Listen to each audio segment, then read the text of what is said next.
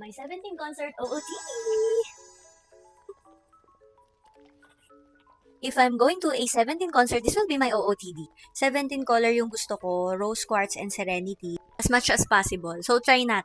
Ang gusto ko kasi is comfort over fashion. Pero may iba naman na talagang kahit na-forma sila is comfortable sila. Pero para sa akin sa akin lang naman yun. Sa akin, comfort muna ang nauuna.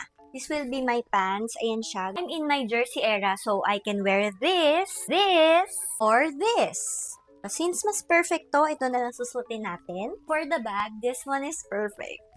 O, diba? Ang cute ng color. For the shoes, I'm going to wear this one.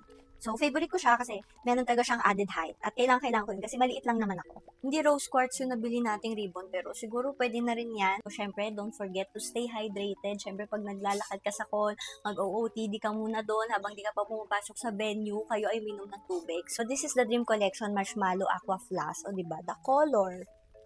Diba, sinabi ko na sa inyo, it's 17. Ito, hindi ko pa nalalagyan ng design. Pag bumili kasi na isa nito, may 2 random stickers and it is made for 17 and karat. So, ayan siya.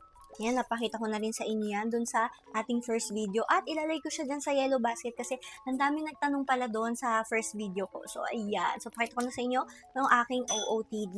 Here it is, guys. Our OOTD. Yeah.